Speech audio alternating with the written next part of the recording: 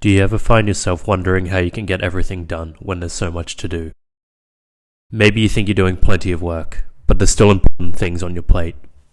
It's a common struggle, but the solution may lie in how you set up your day. We'll explore what it means to compartmentalize your day and how to break down your work into manageable sections so you can stay focused, reduce stress, and increase your productivity. In this video, I'll show you how to apply a range of tested techniques to help make the most out of your day. Whether it's work, school, a project, or even just keeping tabs on your life, we are often juggling a series of tasks of varying degrees of importance, difficulty, length, and urgency. For example, could be contending with a series of daily emails, admin, projects, delegating tasks, managing and fostering relationships, and much more. This is all plenty of work to keep track of, and generally speaking, putting in the hours of a 9 to 5 can generally help you get through it all. But a common issue among us is the feeling that our most important work is getting left for last, or getting put aside in favor of putting out the general fires that prop up during the day. In fact, even merely thinking about all the work you have to do can cause suboptimal approaches to work. So what should we do? We need to learn to compartmentalize our days, weeks, months, and years. Compartmentalizing refers to the practice of organizing different tasks or areas of life into distinct compartments. In essence, it allows you to focus entirely on one category without the distraction of unrelated tasks. This process makes your work feel more structured and helps prevent mental clutter. When we compartmentalize, we can direct our full attention to one task at a time,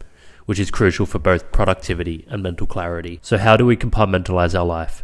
I'll be showing you a few techniques, such as task batching and time blocking, to help you get started. The first approach on the list is the task batch. Task batching is the act of completing a series of tasks that are all essentially the same, such as completing all your emails in one go, or doing all your cleaning on specified days. Task batching is a simple yet effective method of compartmentalizing. Rather than completing tasks sporadically throughout the day, you group similar tasks together and complete them in one session. Think about how you wouldn't do laundry every time one piece of clothing gets dirty. You wait until you have a full load. Batching a task works in much the same way. The key benefit of task batching is the reduction of setup costs or switching costs. Every time we switch up what we're doing, we waste time and energy trying to focus on our new task. And don't think this is an uncommon issue, because it affects a lot of us. For example, it was reported that more than 50% of people check their emails every 20 minutes. A further 63% of people report that emails distract them from their real work. Every time we transition between tasks, our brain and body requires time to adjust, which decreases overall efficiency. By focusing on a single type of task, whether it's answering emails, doing creative work, or completing your admin, you eliminate the need for constant switching. So seriously consider shutting off your email notifications until you get through your batch of work.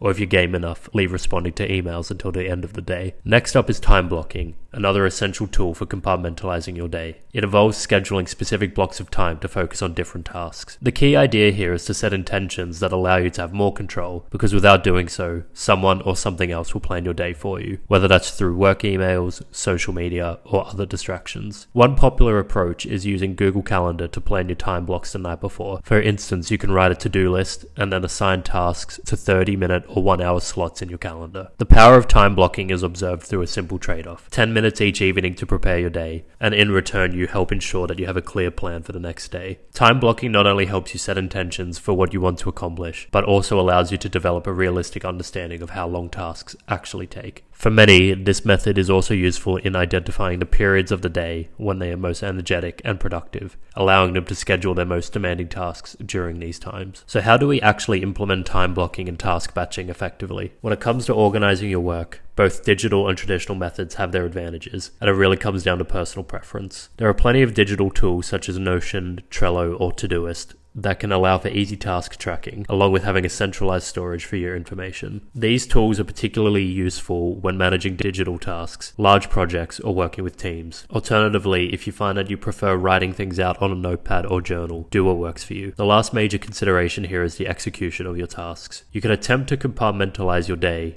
write down a game plan for the day ahead with a mix of time blocking and task batching. But what about when it comes to doing the work? Mental compartmentalization is just as important as the organization of your tasks. To fully lock in and focus, eliminating distractions is critical. That means silencing notifications, closing irrelevant tabs, and creating a workspace that supports deep focus. A staggering 90% of employees check business messaging tools like Teams for up to 5 hours daily. This 5 hours of checking time is also likely to be fragmented throughout the day, with periodical check-ins every 5 to 10 minutes, which is supremely disruptive. If you can, close apps like Teams during periods of project work, and trust that whatever comes up can be answered when you return. 31% of people open an email immediately after receiving a notification, with many more attending to it within 10 minutes, so it is unlikely that you will resist the urge if you keep your notifications active. You need to be in the right headspace for completing your work, so it's important that you don't rush into your work. Instead, you should give yourself enough time to adjust to the new task. This is of course an individual preference, but if you think a series of tasks will take 45 minutes, maybe give yourself an hour